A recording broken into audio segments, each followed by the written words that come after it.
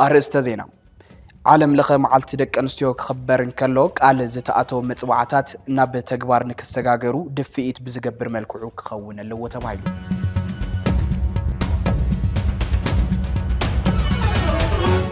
أب منجو مقالن أديس أبابان زلوا وطري حزون علبات كير خبا مغتصالو أب حبرة سب كبير سعنتو يفتر كم زلوا تحبلو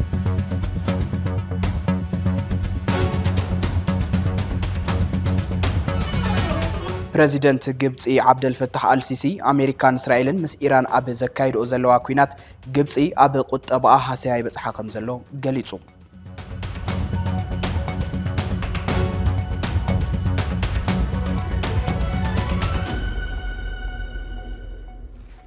سلام تعنا هبلي كبراتن كبرانن كاب تي بي اس تي في زفنو زينا برخه لمون كم وترو اواناوي حبريتاتات حيزو قريب لهم نلومي لكاتيت 28 2018 عام تمر دما ابز تفلالي عودتات زدهبو حدش تفص امتات حيزنا لكم قريبنا لنا انا ناتنائيل فلقه حبيركم كصنحي فلما ملختي اغلغلوت فنو تግራይ تخاتاتيلنا نملس دحر بريتوريا اب تግራይ ዝረአ ዘሎ ፖለቲካውን ጸጥታውን ምዕባለ ንህዝቢ ትግራይ ኣብ ክንዲ ፍልፍል ተስፋን ርጉዕ ሰላም ምዃን ፍልፍል ጭንቀትን ጸበባን ምንጪ ስቃይን ሞትን ይኸውን ኣሎ ስምምዕ ሰላም ፕሪቶሪያ ማዕረ ዝሃቦ አንጻራዊ ሰላም ዘጉደሎ ረብሓ ትግራይ ከም ዝነበረን ዘሎ እናተገለጸ እኳ እንተመጸ ብፍላይቲ ኣብ ወንበር ዝሓዙ ፖለቲከኛታት ትግራይ ዝተፈጠረ መሪሕነታዊ ቅልውላው ግን እተን ዝርከበን ተስፋታት ሰላም ሕወይትን ዳግመ ህንጸትን እውን ክሕንሸሻ ምኽንያት እናኾነ መጽ ኣሎ ሕዚ እቲ መሪሕነታዊ ቅልውላው ፍልፍል ሻቅሎትን ቀጻሊ ስጋት ህዝብና ካብ ምዃን ሓሊፉ ነዝውላድን ወላድን ታሪኽ ዝኾነ ህዝቢ ብውሽጢ ግዳይ ዘቤታዊ ሕመቕ ድሕረትን ድንቁርናን ብደገ ድማ ግዳይት ናይ ትግራይ መንብርካኽ ክርኢ ዝምነ ሓይሊ ናብ ዝገብር ሓደገኛ ብሄራዊ ተቓላዓይነት ካብ ዝሰጋገር ውዕል ሕድር ኢሉሎ ይኹን እምበር እቲ ቅድሚ ዘበናዊ ዓለም ሃገረ መንግስቲ ሃኒጹ ብስልጡን ሕብረተሰባዊ ባላ መንግስቲ ነደው ኣቢሉ ዝነበረ ህዝቢ ሕዚ ዕጹኡ ብኢድ ዘይ መንግስታውያን ሓይልታት ማለት እውን ነንስቴት ኣክተርስ ክውሰን ናብ ዝገብር ዕርዩ ድሑር ፖለቲካዊ መድረኽ እንተኣቱ ይረአ ኣሎ ቲቪኤስቲቪ እዚ ኣብ መሪሕነት ትግራይ ብሓፈሻ ኣብ መራሕቲ ውድብ ሕወሓት ድማ ብፍላይ ዝተፈጠረ ክፍጠር ዘይነበሮ ፖለቲካዊ ኣፈላላይ ዋጋ ከም ዘኽፍል ካብ ሰናይ ጎሓቱ እናገለጸን ክግለጽ እናገበረን ምምጽኡ ዝፍለጥ ኮይኑ ዋላ ሓደ ትግራዋይ ምብዳልን ሓንቲ ንጽል ዓቕሚ ትግራይ ምጉዳልን ብሄር ከም ምብዳል ክሕሰብ ኣለዎ ካብ ዝብል መበገሲ ባይታ ሰላማዊ ቃልሲ ኮይኑ እዩ እናገልገለ መጽኡ ትካልና ምሳይ እንተዘይኮንካ አንጻር ኢኻ ኣብ ዝብል ጸሊምን ጻዕዳን ጥራሕ ዝርኢ ፖለቲካዊ ባህሊ ዓድና ተተኺሉ አንጻር ኩሎም ብድሆታት ደው ኢሉ ዘይምክፍፋል ዘይምድፍፋ ዘይምጥፍፋ ዘይምጽልላ ሞዘተ ፈለማ ቅድሚ ኩሉን ንባዕሎም ነቶም መራሕቲ ከም ዝጠቅም ካብ ዝሓሊፉ እውን ህዝቢ ሕመቕ ይጸብቕ ይስነፍ ይጎብዝ መንግስትነት ካብ ዝበሃል ትካል ተረባሓይ ዝተደመረ ዓቕሚ ክኸውን ዓልዩ ሙዕለታዊ ኣጀንድኡ መጠሻን ድልዳለን መንግስትነት ገይሩ ክሳብ ዝዕለት ኣብ ኣየር ኣሎ ይኹን እምበር እቶም መራሕቲ ንሽምግልና ቀሽን ሓጅን ኮነ ንዘተ ሊቅን ደቂቅን እዝኒ ብዘይ መሃብ በብዝሓዝዎ ክንፍን ጽንፍን ነጊዶም እቲ ዝተፈጠረ ክፍፍል ናብ ዝተፈላለዩ ስትራቴጂክ ትካላት እታ ብሄር ዋላ እውን ክሳብ ስድራ ቤት ክልሑክ ገይሮም ሕዚ ከም ህዝቢ ኣብ ዝጸሉ ሓደጋ ምብትታን ንኽንርከብ ምኽንያት ኮይኖም ኣለዉ እዚ ህዝቢ እዚ ውላድ ካሃብ እንትበሃል ሂቡ ስንቅኻ ቀርብ እንትበሃል ኣቐሪቡ ዕጥቅኻ ረክብ እንትበሃል ረኪቡ ነዚ መሪሕነት ዝኣሚኑ ዝከኣሉ ኩሉ ገይሩ ሕዚ እውን ዝኾነ ህዝቢ ክስኮመ ይኽእል ምዃኑ ብዘጠራጥር መድረኻዊ ፈተና እናሓለፈ እንተሎ እቶም መራሕቲ ግን ጸርፍን ምድሃልን መስርሕ ፖለቲካዊ ገይሮም ይኸዱ ኣለዉ እዚ ኩነታት እዚ ነቲ ካብ ደገ ክመጽእ ዝኽእል ዝግመት ተጻብኦ ሰፊሕ በሪ ካብ ብምኽፋቱ ዝያዳ ነቲ ኣብ ውሽጢ ተደጊሉ ዘሎ ዘይተኣደነ መረረት ዘይተነብዐ ሓዘን ዘይተሓበሰ ንብዓት ሕቶ ልምዓትን ጠለብ ሓድሽ መድረኽን ብዘይ ተቆጻጸሮ መንገዲ ካብ ምብራዑ ብተወሳኺ መንእሰይ ትግራይ ትሕት እንትብል ኣብ መራሕቱ ልዕል እንትብል ኣብ ዓዱ ተስፋ ቆሪጹ ንፋስ ዓውዲ ክወስዶ ይገብር ኣሎ ከም ውጽኢቱ ድማ ስደት መናእሰይን ደቂ ኣንስትዮን ብርሰሰብ ሃፍትን ምሁራትን ሕዚ ዓበይቲ መግለጽታት ተዓዲ ይኾኑ ኣለዉ እቶም ብቐሽን ሓጅን ዝተሸምገሉ ኮነ ብሊቅን ደቂቅን ክላዘቡ ዝተገበሩ እሞ ምላሾም ስረይ ስረኻ ዝኾኑ ነዚ ታሪኻዊ ህዝቢ እዚ ክመርሑ ዕድል ዝረኸቡ ወገናት እዚኦም ባእሶም ጎነጾምን ህልኾምን ነድሮምን ንባዕሎም እውን ትጠቅመ ይተረኣየን ሕወሓት ዝኣክል ታሪኻዊ ውድብ ኣብ ክልተ ሰለስተ ከፊሎም ሕጋውን ታሪኻዊ መንነቱ ኣብ ሕቶ እትዮም ከማ ሃይበሉን ትዲኤፍ ዝኣክል ብደም ህዝቢ ትግራይ ዝተሃነጸ ሓጹር መንነት ዋልታ ህላውን ዝኾነ ትካል ኣብ ክልተ ሰለስተ ከፊሎም ድንግጸ ይብሉን ገለገሊ እንተን ሓንሓት ውድባት ከምሾማ እናተጓዓመጫ ክልተ ሰለስተ እናኾና ካብ ትእምት ክሳብ ማልት ካብ ኣክስዮን ክሳብ ዕቁብ ካብ ገጠር ክሳብ ዲያስፖራ ከፋፊሎም እውን ኣነ ንስኻና ባሂሎም እውን ከም ለምኳ ልክዕ ኮይና ይንፈልጥን ዝብሉ ኣካላት ሕዚ እውን ምሕጽንታ ቲቢኤስ ካብዞም ፖለቲካዊ ደንብታት እዚኦም فولي ربح زي ركب حفاش هزبن ملؤخت حنتيا ملس نجبر زبل نايز كل شجرن بهر حيزوز طفل حدا جنيا وفرن مفتح ملس مجباريو كاب صنفن كنفن ملس نجبر كاب نحنا نسومن ملس نجبر كاب علامات تنصلوتات مدففات سموصات حاسوتن صرفتاتن ملس نجبر كاب امباي امباخا كاب سري سرخا ملس نجبر مس حاوكا تبعيس كان بايلن نحاوكا دفيخا سريلن حاوكا زيبلو دنبيلن سلازي كاب فولالينا اتوم زقرارو ناي بزحيلكا ملس مجبر كاب تاريخاو تحتاتنتن حلنا وسبراتن يدحن طرح زيكونه هيوت نفس وكف تقراوي ناي مدحان اتزل على التكبار بونيو حزب زولو بخفت لب مسمع مسدق بهير كام مسمعن نزي دمانا بلزم ممصا لو مدرخ زساغر بحتاو مفتح يلنا نامن از امنت زي امنت كلهم نسمين كون ندو ገጾም ዝገብሩ ሓይልታት ብዘይ ምዃኑ ህዝቢ ትዝመረረ ዋጋ ይኸፍልሎ እዚ ገና ዘይተሓሰበ እንተ ተሓሲቡውን ዘይተጀመረ ቅዋም መራሕቲ እንተ ገደደ ሎሚ ክሳብ ሕዚ ክጅመረ ኣለዎ ዝብል እምነት ኣለና ጸለመታት ተነጽሎታት ምድፈፋኣት ስምውጻኣት ሓሶትን ጸርፈታትን ይኣክል ፈታዊ ኻጸላኢኻ ንምግባር ዝግበር ትጉህ ምንቅስቃስ ደው ይበል በብዕለ ጸላኢን ምፍራይ ዝግበር ምልሓጽ ይኾኖ ኩሉ ንድሕሪት ገዲፍካ ናብ ዘተን ምርድኣን ናብ ምስማዕን ምስምማዕን ምምጻእ ግዜ ዘይህብ ጉዳይ እዩ እዚ ብምግባር ትግራይ ካብ ውሽጢ ምፍራስ ኮነ ካብ ደገ ምፍራስ كدحن وسن TBS إديتوريال كبرانن لو معلت علم لخ معلت دك أنستيو مارشيتيو مارشيت قدمي عامتات قبل على دك أنستيو يبتصح نزنبره وصعان بدلن نمبداه يجبر كاب زنبره سفيح من قسقاس أنصار بدل تبجسو زتحنص علم لخ معلتيو دك أنستيو علم باستفلالي مخنياتات أب سدرابيتن بيت عيون أنت بدلا أب محبرسب أنت نتصلا أب تغلى رديت دما كم ود توعتاي معرة تخلون تربحنتن كم زي باللن كوينن استسأل له مجدي نتن دك أنستيو بفلاي نمحبرسب علم دما بحفشة أنت قد إترايم نزل مخنيات بمجبارون مسل فتحاو تربحنتن حقا وحقوقن كرخبا زتفلالي مال اختتات انت قرصو يرئن يسمعن TBS TV اب كبيرنا يدحر كوينات صقم زلوا قدات انتاو كوينات زخونا دق انستيو تግራይ حويتن زتمال هيوتن እናተመነየ اب مل عالم نزركبا دق انستيو دما እንኳዕ ናብ ዓለም ለኸ መዓልቲ ደቅ انستيو اب ጽሕክን ይብል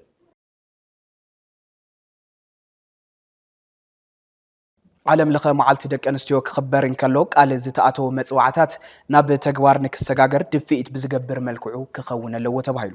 እዚ ዝበለት ኣብ መደብ ባህልን ጥበባትን ትካልና ተረኺባ ቃል ዝሃበት ጋዜጠኛ ፍረወይኒ ገብረ ህይወት እያ ሕቶ ደቅ አንስትዮ ንክምለስን ተረባሕነት ደቅ አንስትዮ ንክረጋገጽን ፈለማ ኣብ ባዕለን ዝህሉ ሕብረት ምዕባይ ከም ዘድሊ ዝገለጸት ጋዜጠኛ ፍረወይኒ ንደቅ አንስትዮ ግቡእ ክብርን ዋጋን መሃብውን ካብ ባዕልና ክጅምር ክኽእል ኣለዎ ክትብል ገሊጻ ተወሳኸለና ጓላን ስቴቲ ክትብል ከለኻ ብዛዕባ ትነብረሉ ህይወት ብዛዕባ መንነትካ እንዲኻ ትዛረብ ካብ ቃላት ንላዕሊ ትነብረሉ ህይወት መንነትካ እዩ ገላጽ ዝኸውን ብድምር ክንዛረበሉ እንተኾይና ግን ኣብ ዓድና ክኸውን ይኽእል ዓለም ለኻዊ ክኸውን ይኽእል ጓላን ስቴቲ ሲ ናይ ኩሎም ናይ ፖለቲካ ናይ ኢኮኖሚ ናይ ሰብአዊነት ማሕበራዊ ርክባት ናይ ገለ መሰረትያ ዝብል እምነት ይዘለና ኣነ ምክንያቱ ታይሲ ናብ ዓድና ናብ ናይ ባዕልና ናብ ክልልና እኳ ምፅና እንተሪእና ኮይና ወዮ ደኣ ነቲ ትሰርሖ ዝግብኦ ዋጋ ኣይወሃቦን ኣይምስገንን ክሬዲት ኣይትረኽበሉን እምበር ካብ ቆልዓ ወሊድካ ሓብሒብካ ምዕባይ ጀሚሩ ካብ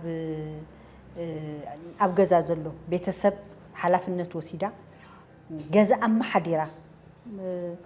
ብዘረባ ናይ ገዛ ኣማሓዳሪ ወዲ እዩ ክበሃል ይኽእል እዩ ግን ናይ ገዛ ኣማሓዳሪት ጓል ኣንስተይቲ እያ ተንወርሒ ዝተዋሃበ ቅርሺ ንወርሒ ኣየነይቲ ንጨው ኣየነይቲ ንበርበረ ኣየነይቲ ንሽሮ ኣየነይቲ ንገሌላ ተሚና ገንዘብ ኣማሓዲራ ኣብ ገዛ ዘለዋ ዝብላዕ ዝስተ ሓንቲ ጣይታ እንድሕር ሃልያታ ሞርባዕተ ቆልዑት ተልዮማ ሎማ ኣንቲ ከመይ ጌራ እያ ንዓኣ ተኣኻኺላ ምሳሕ ወይ ሓንቲ ባኒ ቆሪሳ ከመይ ጌራ እያ ታማዓልቲ እቲኣ ተሕልፋ ዝብል እዚኦም ኩሎም ሸኽምታት ኣፍታ ጓል ኣንስተይቲ ዝወረዱ እዮም ማለት እዩ ዕዳጋ ከይዳ ስቤዛ ገዚኣ በቃ ተኣኻኺላ ህይወታ ትመርሖ እታ ጓል ኣንስተይቲ እያ ስለዚ ንደቂ ኣንስትዮ ግን ክንድኡ ባዕልና እውን ደቂ ተባዕትዮ ጥራይ ኣይኮነን ተዋጋ ዘይንህቦ ዘይንኽብር ንሕና ባዕልና ንባዕልና እውን ማለት እዩ ስለዚ ጓል ኣንስተይቲ ክንብል ከለና ናይ ኩሉ መሰረት እያ ዝብል እምነት ኣለኒ ግን ክነኽብር ከለና እንታይ ለውጥ ኣምፂና እንታይ ከይተርፈና ንምንታይ ዝብልስ ቃልና እውን ክንሕድስ ጎደሎታትና እውን ክንርኢ ቶም ጽቡቃት ነገራትና እውን ከም ተመክሮ ወሲድና ኣጠናኺራ ንኽንቅጽል ናይ መራኸቢ መድረኽ ኢና ንጥቀመሉ ዘለና ናይ መዛተይ ወይ እዚ ክኸውን እንዳተገበኦ እዚ ዘይገበርና መሰከፊ መድረኽ ክኾነልና ኢና ተኣኪብና ማርቸኢት ንኽብሮ እሞ ደቂ ኣንስትዮ ትግራይ ጎበዛት ኢና ንፉዓት ኢና ጠንካራታት ኢና ፃዕራማት ኢና ንለፍዕ ኢና ናብራና ንኽንልውጥ ተፈቲና ዝወፃና ኢና ኣብዛናህና መዋእል ዕድመ እኳ ተሪእናስ ብዙሕ ምስክርነት ክንህበሎም ንኽእል ነገራት ኣለውና ግን ከዓ ሓደ ሓደ ፀገማት ኣለዉ እቶም ፀገማት እቲኦም ብቐሊሉ ክነማዕራርዮም ንኽእል እኳ ዋላ ዝኸብዱ እንተኾኑ ግን ናይ ሓደ ለይቲ ስራሕ እውን እንተዘይኮኑ እንተ ደኣ ተሓባቢርና ብፍላይ ደቂ ኣንስትዮ ምስ ደቂ ኣንስትዮ ተተሓጋጊዝና ሕዚ እንታይ ትብል ሕማቕ ገለላ ብተግባር እውን ትረአ ማለት እዩ ንጓል ኣንስተይቲ ምንቀኛ ጓል እያ ዝብል ሰፊሕ ታዲሽሙ ዘለዎ ኣሎና እዚ ከምኡ ዓይነት ነገራት እውን ተጠንቂቕና ሓቢርናስ ንሓንቲ ጓል ሓፍ እንተቢልና እያ በቃ ንሕና ኢና ሰዋና ክንከውን ንኽእል እሞ ነዚ ዓለም ለኸ መዓልቲ ደቂ ኣንስትዮ ምክንያት ብምግባር ኣነ ሕብረት ደቂ ኣንስትዮ ምትሕግጋዝ ደቂ ኣንስትዮ ክህልዎ ዝብል ፃውዒት ምቕራብ እየ ዝደሊ ደቂ ኣንስትዮ ዓምዲ ቤተሰብን ማእገር ዓድን ምዃነን ዝተረድአ ኩሉ ንደቂ ኣንስትዮ ፍሉይ ጠመተ ክገብር ከም ዝግባእ ነዚ በዓል መልኪቱ ኣብ ዝተሰናድአ መደብ ባህልን ጥበባትን ዝተረኸበት ንእስቲ ኤደን ያሬድ ገሊፃ ዝኽበር ዘሎ ዓለም ለኸ መዓልቲ ደቂ ኣንስትዮ እቲ ዕለት ብጭርሖ ካብ ምኽባርን ዝተፈላለዩ ኣጀንዳታት ካብ ምቕራፅን ብተወሳኺ ብትኽክል መሰላት ደቂ ኣንስትዮ ክኽበርን ብሕጊ ክረጋገፅን ኣይከኣልን ክትብል ኤደን ገሊፃ እዚ በዓል ኣብ ደቂ ኣንስትዮ ዝበፅሑ ዘለዉ ገበናት ክቐንሱ ብዝገብሩ ዝተፈላለዩ ተግባራት ክኽበር ከም ዝግባእ እውን ኤደን ሓቢራ ተወስኽ ኣለና ጓል ኣንስተይቲ ትለናስ ዓምዲ ኩሉ ነገራት እዮም ፖለቲካዊ ማሕበራዊ ኢኮኖሚካሊ ዓምዲ ንብላ ንኽእላ ጓል ኣንስተይቲ ኣብ ገዛ ተሪእኺ ሓደ ውላድ ታንፅያ ኢቭን ዋላ ንዝወዱ ባዕሉስ ወዲ ኮይኑ ክዓቢ ታንፅስ ኣዶ እያ ካብኡ ንጥፈታት ኣንፃር ሪእኽላ ኣብ ኩሉ ፖለቲካሊ ማሕበራዊ ኢኮኖሚካሊ ባዕላ እትነጥፍ እያ ሰው ኣብ ዓለም ዓምዲ ንብላ ንኽእል ፍጥረት እያ ጓል ኣንስተይቲ ካብኡ ማርቸኢት ሒዙ ከስታውስ ከለኹ እንደውም ቀደም ካብ ቀዳማይ እስካብ ሻምናይ ሰልፊ ነይሩ ይካይድ ሎሚ ኣይ ቲንክ ዝኾነታት ይመስለኒ እምበይ ሰልፊ ማርቸኢት የስታውሰይ ካብ ኩሉ ቤት ትምህርትታት ደቂ ኣንስትዮ ወፂና ጭርሖ ተዳሒዙ ተፈላለዩ እንታይ ይበሃል ዕላማና ራእይና እንመሓላልፈሉ እዩ ወይ ለስታውሰ ማርቸኢት ኣነ ዝኽበርሉ ኣይመስለኒ እንደውም ቅድሚ 115 ዓመት ኣብ ዘን ልማዓብላ ዓድታት እምበይ ብሃገርና ኢትዮጵያ كل ما بين 50 جزء لهم عملت لهم برلو درجس فرقس قدمونا نيو جن ولا تخبيرو هملون له زي حسابي متسمي أمبر حزبون أما حرسنا بتعمي يا بتعمي لتحت رديتي نيو من على حزيز و لا تمستداد كل يخليو لا صراحة متى يخليو يهلي يخليو حزلي أطلع عندك أنا استيو جن أو صراحة اللي وعلو صراحة اللي لو أنت عنده أو تمرت له لو عنده اللي هو أنا تجر أقعد إمون بعلو حد عند تجر جن أول دقات منا أقول أقعد إمو أو زوجال للرأي له رديت جن حزون بتعمي قرينا يلي الحسن بتعمي بزح تجرات نيو قال خوينا على خيتن كأساس راح لي خونس بقول الناس بزح عندهم لحد الله أنا الفلت بلا لا أنت لا سوشيال ميديا كمت له الموز ولا له تاريخات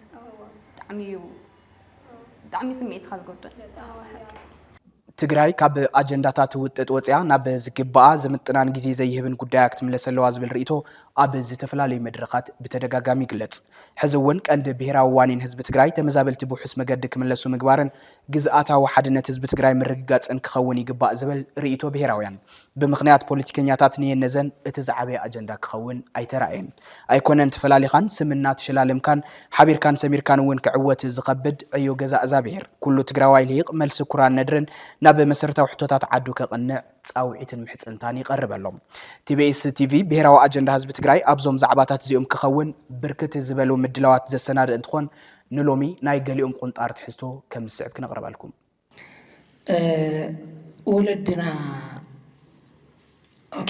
ወለድና ከተምህሩና ከለኹም 17 ዓመት ተቃሊስኩም ዲሞክራሲ ክመፅእ ከለኹ ትብሉና ከለኹም ግዜ ዲሞክራሲ ታይ ማለት እዩ ዝብል ሕድሕዱ ላተርጎሙ መጽእ እዩ ሕዚ ግን ተገልቢጣ ዲሞክራሲስ ነፃነትካ ሓሳብካ ዘይትገልጸሉ ዕድል ኮይኑ ኣነ እየ ዝፈልጠልካ ዝበሃል ኣካይዳ ይረአ ኣሎ ትግራይ እቲ ስልጡን ማሕበረሰብ እቲ ስልጡን ኣብ ዓለም ዝፍለጥ ህዝቢ ትግራይ ኣነ እየ ዝፈልጠልካ ዝብል ነጊሱ ክቕፅል ይድለል ኣሎ ስለዚ ኣነ እየ ዝፈልጠልካ ዝብል ስርዓት የቋርፅ መንእሰይ ናይ ለውጢ መንእሰይ እዩ እዚ መንእሰይ እዚ ዲሞክራሲ ክዓትር ክኽእል ኣለዎ ሕዚ ኣብ ኢድኻ እናሃለየት በትሪ ሓሊፍካ እንታይ ይብካ መንእሰይ ትግራይ ትስሕና ንስኻ ኢኻ ንስሕና ንሕና ኢና ዝስሓናያ ንሕና ኢና ኸርተት ልበልናያ ንሕና ኢና ቆሲልና እዚ ኣብ ልመና ንወድቕ ዘለና ስለዚ እዚ መድረኽ እዚ ብቐሊል ከይንሪኦ መናእሰይ ዋጋ ክኽፍለና እዩ ዋጋ ንዘይምኽፋል ሕዚ ጠንኪርና ንቃለስ ጀጋኑ ኣያታትና ይመርሑና ኣለዎ የመላኽት ኣሎ ተኣንፈት የመላኽት ኣሎ ስለዚ እዚኣ ካብ ኢድና ከይተምልጠና ሓደራ ክብል ደለ እየ ዲሞክራሲ ማለት እትፈትዮ ጥራሕ እናሽሞንሞንካ ምንጋር ጥራሕ ኣይኮነን ዲሞክራሲ ማለት ትጸላዕላዕል ኢለካ ቃል እውን ዝንገረሉ ስካብ ዝኾነ ንመሰለና ሓሳብ ንገልጽ ነፃነትና ገሊጽና ንመስለና ሓሳብ ቀሪብና ነታ ዓድና ንትግራይ ዝምጥን ስራሕ ይስርሐና ማለት እዩ ኣብ ሽግር ተወዲቑ ዘሎ ነጋዳይ ማሕበረሰብ ትግራይ ሕጊ ተኸቲለ ክረድእ ክኽእለኒ ዝብል ቁርፀኛ ትግራዋይ የድልየና ኣብ ዓለም ብጣዕሚ ብዙሓት ታሪክ ኣሎ ኣነ ብዓቕመይ ዝፈልጦ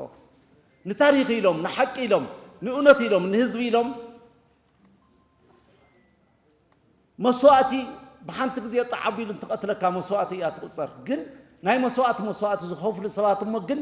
ናብ ዓወት ዝበፅሑ ሰባት بتاريخ الناس زنتو صنح زموسو بزحات يوم كم دي أزمة السبي زلينا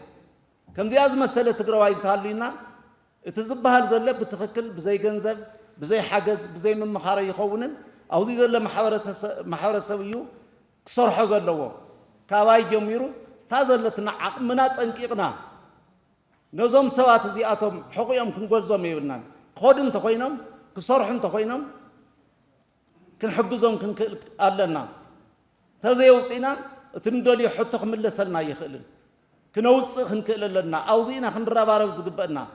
كاو دقاقي مخنو جروز خلقن دقاقي مخزارو زخلقن تو كل سوات حضرهم سقاخس زعكم يولن معتوكم كتصنعوا تقول لكم نهزب خط الله أخو تقول لكم كم ما رح تناتحيزهم يوم طليمنا منم زمسألنا نجار يلن ما رح تناقم مرحو وعلى البريتاريا تفصيمو إزي قديفهم إذا خمس مسألة أجمع قديفهم كابزو زي أجمع زخفة أو حمرة زنبر أو رايا زنبر أو كالي خوابي مليانات النأتو زنبر نقاداي نايشها سينو قولا لزولو جزية بس إحنا زينا رأيو خالي ناقور يوم صنيحهم مرحتنا زأمنا يوم استفعل عليه سمن هو مزنورنا استفعل عليه أسمات نوصل لهم زنورنا مرحتي المتى بحزب تقراي المتى بنقاداي تقراي فالصيمم حزبوني رقمنا له بس استفعل عليه ملكة يتوتقنا له جن جزية فتحة ينسو جزية فتحة يو أب منجو مقالن أديس أبان زلوا وطري حزون علبات كيرقب مقتصالو أب حبرت سب كبيد عنتو يفتر كم زلوا تجليتهم سلست عمد زغطرة سممع مقرات التقصي نبوليتيكاو للزب زخون عدل بزي مفتارو حزون دحر خبيد انتاو كينات حزبي كبدو حقيف ويحدر مهلاو تعزب تتبي إسير رقاقت channel أفريكا بزعباتي أب سمين إثيوبيا لو زولو زي حد وطر ملكيتو حادث أب أوتيلو كم صعب تواديدو كقربين أبز قنيات تبي اس في برتا زلاق سلام أبي تحت بالرئسي سلام نتقراي نمرقاقات كتكبروا لو ومزبلهم والسنة بتاعتك علي حنيرو نساتهم دما أبزي بيسو من مريتهم زلو سفرتن عطوات موسى حزبي أفناق إلهم زي حقاو محدراس دخلوا عمست مفراس تمزاولتي بو حزمان قدي نام مربتهم مبلاس دوبات هاجر بحيلتات منقس فيدرال كخبروا مقوار تقراي أكالت فيدرشن كوينا مسمولو مثلا قبوان اتقصل اللبايتا من مجتاو مدوات كحسا حويتن داق مهنسة تقراي مجمار تحتات النت قبنات كوينات تقراي ትግራይ ንምርግጋጽ ብስሩዕ መንገዲ ምፍላም ይርከብዎም እዚ ሞይ ተረፍ ዳግም ኩናት ንኸይውላዕ ዘኽእል ዕድል ኣብ ምፍጣር ግዲኦም ዘይጻወቱ ዘለዉ እንተደልዮም ዝፍክሩ እንተደልዮም ዘፈራርሑ እንተደልዮም ዝጀሃሩ መራሕቲ ህዝቢ ኣብ ከቢድ ሻቅሎ ተእትዮም ይርከቡ መራሕቲ ትግራይ መንግስቲ ፌደራል ንትግራይ ክወርር ይዳለሎ ዝብል ክስ ሕዚ እውን ይቕጽሉ ዘለዉ ክብል ቻናል ኣፍሪካ ምግላጹ ናይ ዝሓደ ኣካል እዩ እቲ ማዕኸን ዜና መራሕቲ ዓማጺ ሓይሊ ማለት እውን ሪበል ሊደርስ እናበለ ንዝጽውዑ መራሕቲ መሰረት ገይሩ ኣብ ዘርግሖ ሓበሬታ ማእኸላይ መንግስቲ ዳግም ኩናት ምውላዕ ዘኽእሎ ምድላው ይገብር ምህላው ምግላጾም ሓቢሩ እቲ ስጋት እናበረኸ ዝመጸ ኣብ መንጎ መቐለን ኣዲስ ኣበባን እናኸረረ ብዝመጸ ናይ መራሕቲ ተጻብኦም ኩናት ቃልን ምዃኑ ጠቒሱ እዞም ሓይልታት ኣብቲ ብፕሪቶርያ ዝቆመ ተኽሲ ከቢድ ኪሳራ ዝኸፈሉ ሓይልታት ምዃኖም ኣቐሚጡ ንኹነታት ኩናት ትግራይ ብቐረባ ንዝከታተሉ ዓምደኛታቱ ብምጥቃስ ኣብ ዘርግሖ ዜና ውድብ ሕወሓት እዚ ክሲ ዘቕርብዎ ዘለዉ ኣብ ቀረባ መንግስቲ ኢትዮጵያ ሰራዊት ናይ ምጽጋዕ ተርእዮታት ምህላው ሓደ ነገር ኮይኑ ኣብ ወንበርቲ ውድብ ደብረጽዮን ገብረ ሚካኤል ምስ ዝበሎ ቃል ዝሳነ እዩ ከም ዝፍለጥ ብስምዕ ፕሪቶርያ ብዙሓት ነገራት ክውገኑ ስምዕ ተገይሩ ነይሩ እዩ ልዕሊ ኩሉ ሉኣላውነትና ክኽበር ህዝብና ሓራ ክወፅእ ዝተመዛበለን ዝተሰደደን ናብ ቦትኡ ክምለስ ካልኦት ጉዳያት እውን ክውገኑ ስምዕ ተገይሩ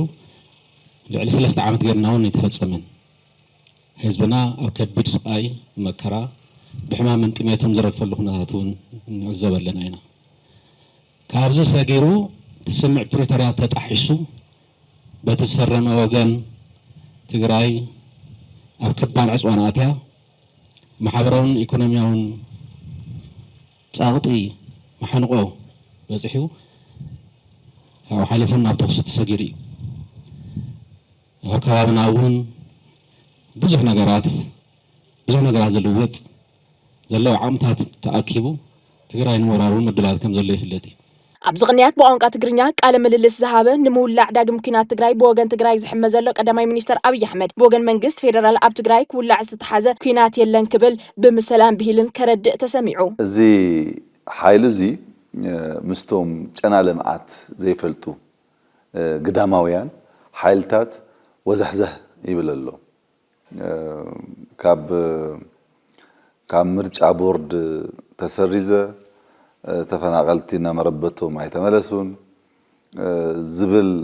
በዓሉ ዝፈጠሮም ጸገማት ከም ሰበብ ተጠቂሙ ውግህ ይቀስቅሰሉ ናተይ መርገጺ ካብ ቃላት ሓሊፉ ናብ ወታደራዊ ምንትንካፍ እንተኣትዩ ግና ከም ቀደም መስለክን ውህጅ ወስደክን ጥራይ ክብል ዝክእል ብወገንና ብፍጹም ብስሩሕ ኣብ ትግራይ ዝጅመር ውግእ ከም ዘይሎ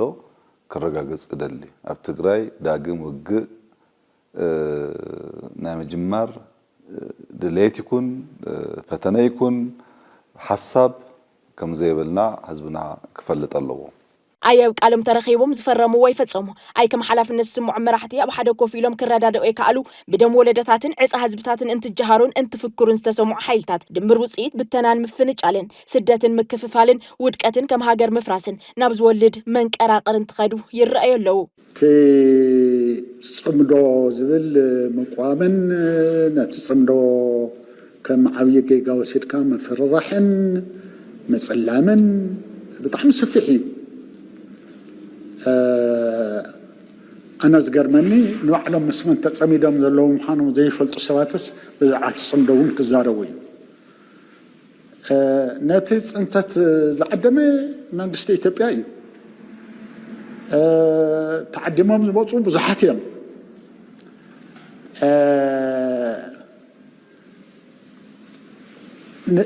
زمان قست زي أنت زعدمن زمرحن أيهم كينو كامل مود لما دي انسسا تسقيهم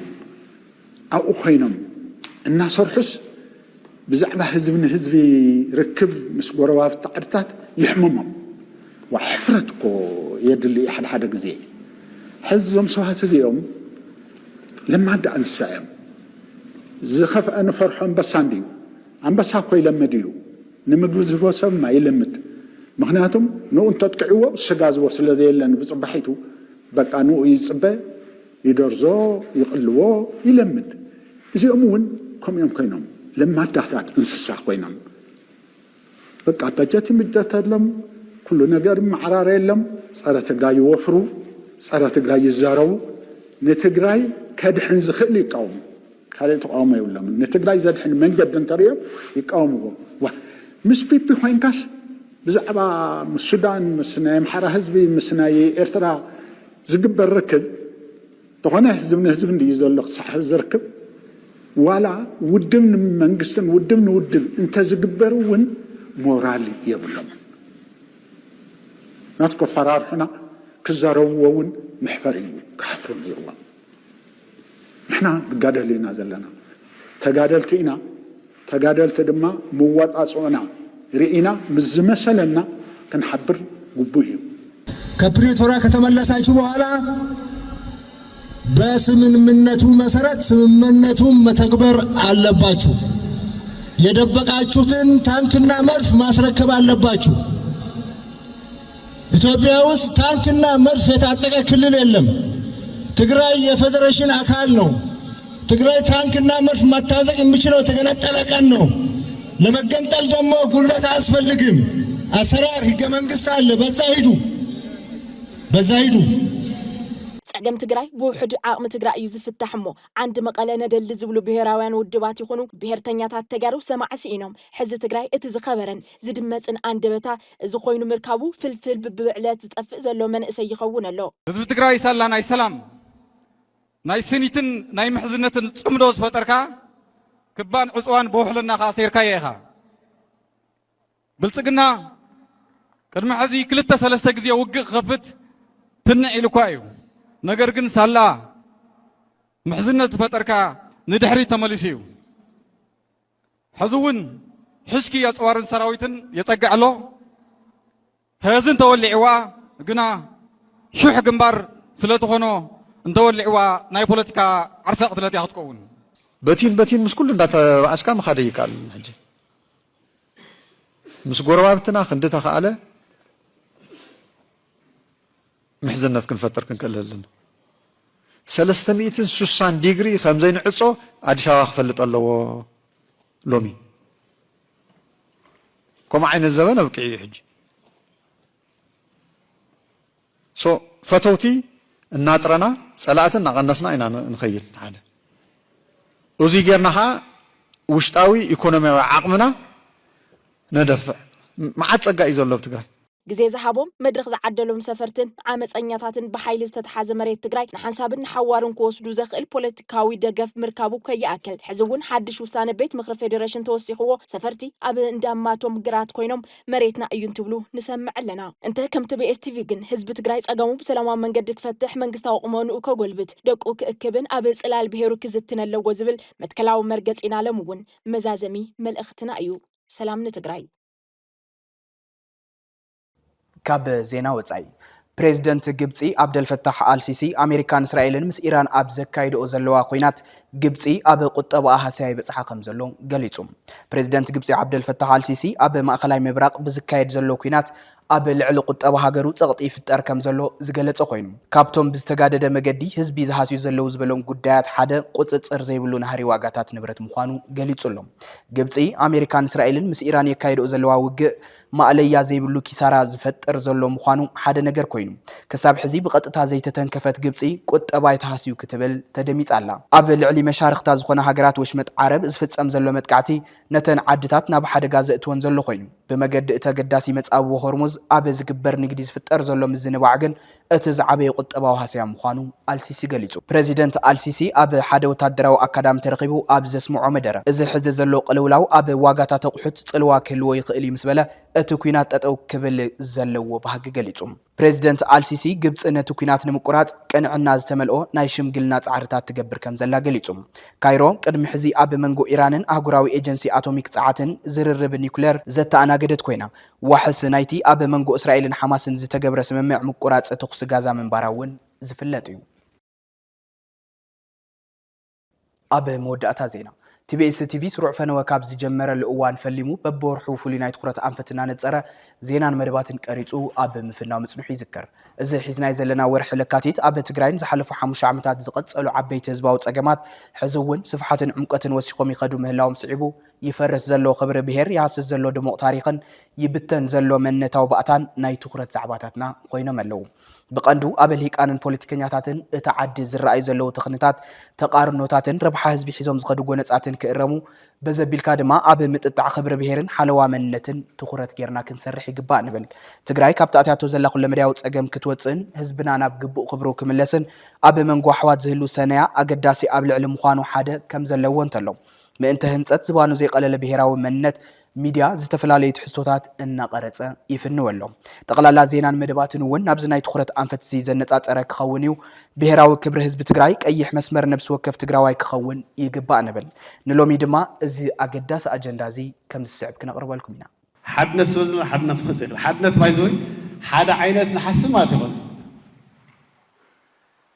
ሓደ ዓይነት ኩልና ተኣኪባስ ሓደ ዓይነት ሓስብ ይንኽእል ተመፅኡ ፅቡቕ ግና ሽራል ከምኹም ኮነ ይኽእል ታይማት ሓድነት ተጋሩ ከመይ ክመፅእ ይኽእል እንድሕር ኢልና ከም ናቲ እምነት ቢኮዝ እዚኣ ብጣዕሚ ቀይሕ መስመር ስለ ዝኾነት ማለት ብጣዕሚ ቀይሕ መስመር እዩ በቃ ክሽገር ይኽእል ዘይሽገረሉ ምክንያት ናይ ትግራይ ዩኒክ ኮምፓራቲቭ ኣድቫንቴጅ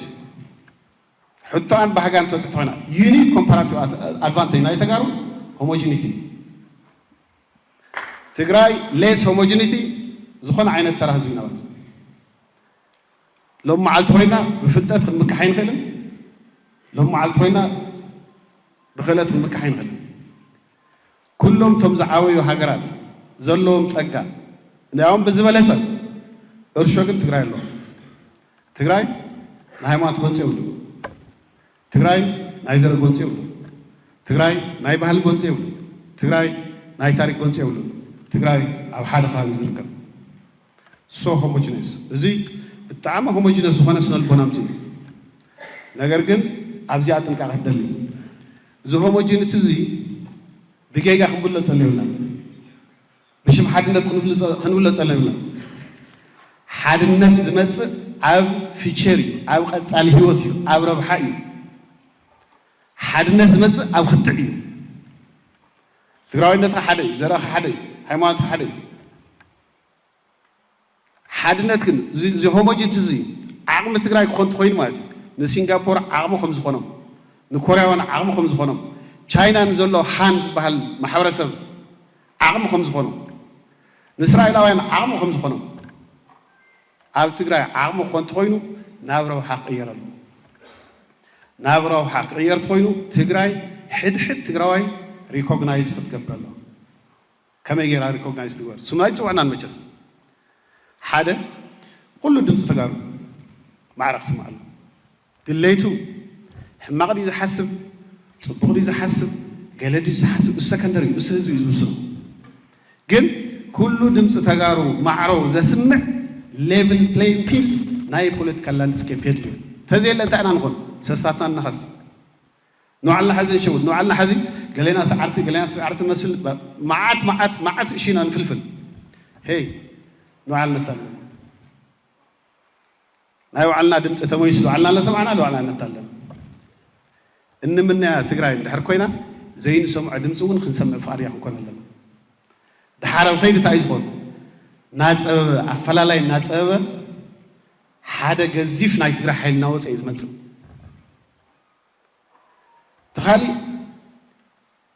ክንሰማዕ ንኽእልና ዘይን ክሰማዕ ንኽእልና ንኩልና ድማ ሕጊ ክገዘና ኣሎ ኣተሰላም በለኺ ኣተሰላም በለኺ ክልተ ደቅና ነዋዲኺ ውልድን ወላደን ነባሊዒ ዓዲ ሓጎስ ነይሩ ዓዲ መርዓ ዓዲ ዓበይቲ ዓዲ መንእሰይ ነይሩ ዓዲ ቆልዓ ዓዲ ተስታይ ነይሩ ዓዲ ጣዓ ኣንታ ዝኩሉ ናበይ ኣሎ ህዝብና ሰላም ይበል ኣሎ ክብራት ተመልከትና ንሎሚ ዘዳልናዮም ዜናታት ኣብዚ ኸንቢትና ኣለና ምስ ዜናታት ሰዓት ሓቢረኩም ፀናሕ ኩናት ናይ ልፈልቀ ነይረ ሕዚ ድማ ምስ ዝተረፉ ምድላዋት ቲቢኤስ ቴሌቪዥን ሰናይ ፀንሒት ክኾነልኩም ይምነ ሰላም